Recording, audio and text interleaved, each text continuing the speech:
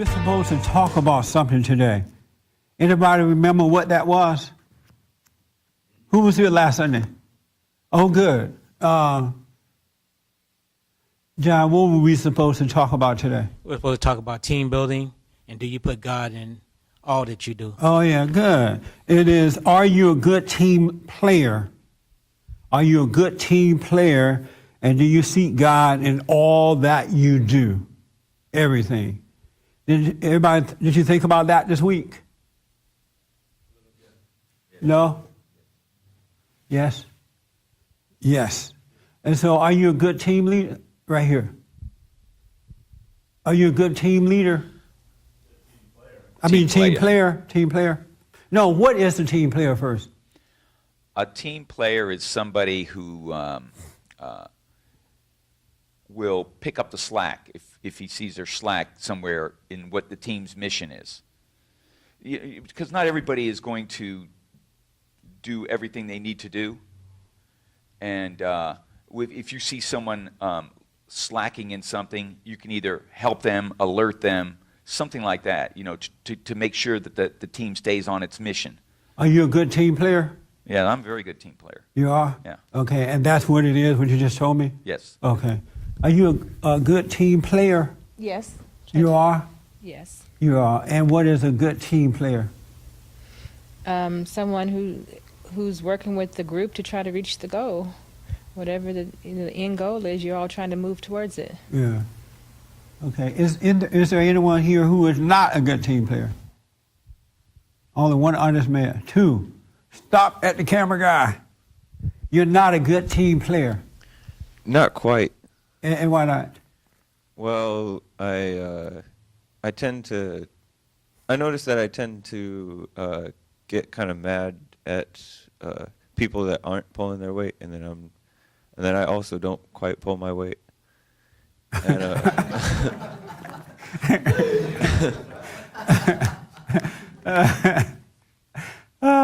do you get mad at yourself for not pulling your weight? Sometimes, yeah. Okay.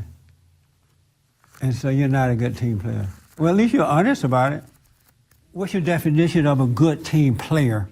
Well, somebody that holds their weight and just completes the task that is given to them, and maybe the amount of time that we're given. We have to get through an area within a certain time, and we all have to pitch in. If we don't, it's going to be either not done right or it's lacking. Oh, okay. That's a long definition. But I like it. Okay. What's the definition of a team player again? To me, it's somebody that plays their position, pulls their own weight. Oh, okay. And, takes responsibility and gets the job done. And you believe in God, right? Yeah. Yeah, okay. Why y'all laughing?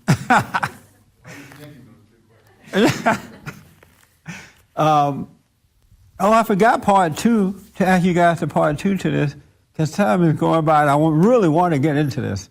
Do you seek God in all that you do? Yeah, I know that I should, and I... No, give me this. Do you seek... Yeah. Yeah, that's a yeah right there, yeah. That's a yeah. But so why were you going into, I know I should, but...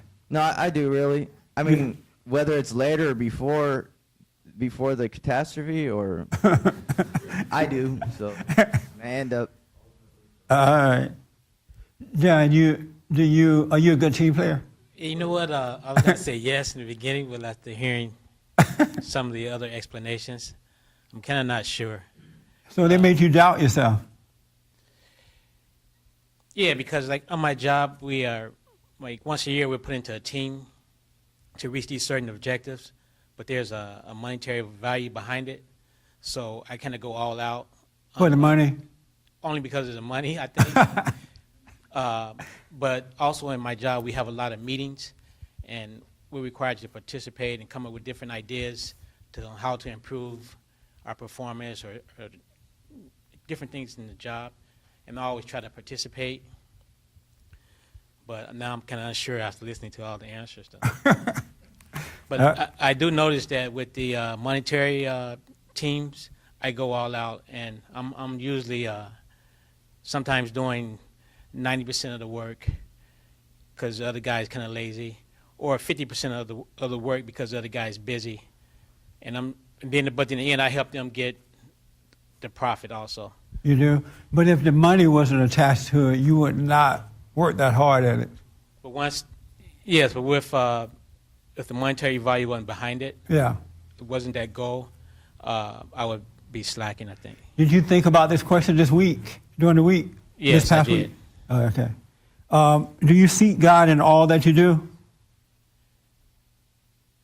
No, I don't. But I did think about it because you asked that question last week. Right.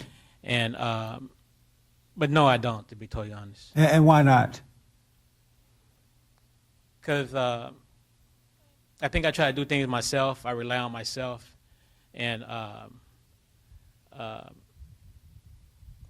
to be honest with you, I only kind of think of God like when I'm meditating. Oh, I have to meditate, so it's like that's when I really think about Him. But other than that, I basically kind of try to solve my own problems, and So I you know I only- shouldn't do that. So you only think of Him when it's time to pray. Yes. When you asked that question, I was kind of thinking about it. Do you Yes. put God in all that you do? Right. And if you hadn't asked me that question, I wouldn't even thought of that. Do I put God in all that I do? That's amazing, huh? Yes, it is. You believe in God? Based on the answers I just gave, Uh, not totally. This is so amazing to me. I'm sorry? Based on the answers I just gave, no, not totally. Based on the answer I just gave. What a church, huh? This is church right here. Because you could literally go to church every Sunday and just fool the preacher. Fool everybody up in there. Because the preacher is not going to ask you about all this. So you have nothing to think about concerning yourself. You were not here, so you didn't think about it during the week. No, but it's a good question. It is, huh? Yeah. Why is it a good question? Because constantly looking at yourself in all levels of what you do, it's good to have, I think it was the apostle says, judge yourself and judge yourself rightly. I think Jesus also said that. To take a good look at yourself, an honest look at yourself. And so there you know where your lacks are, or your... There is nothing like knowing yourself. If you can understand the depths of knowing yourself, it is amazing. It really is. And while you're running around acting crazy, you're missing out on it.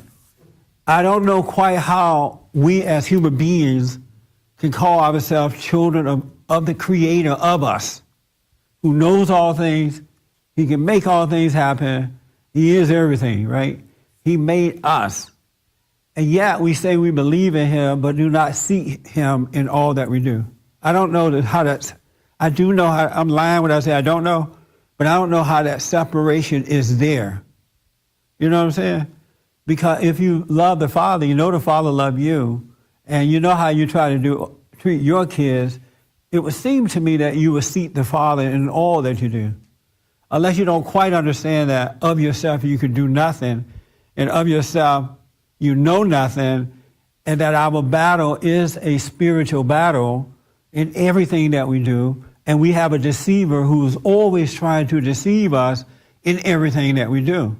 And we can't beat the deceiver ourselves, so we need the Father to guide us, to help us beat the deceiver. That makes sense? Yes.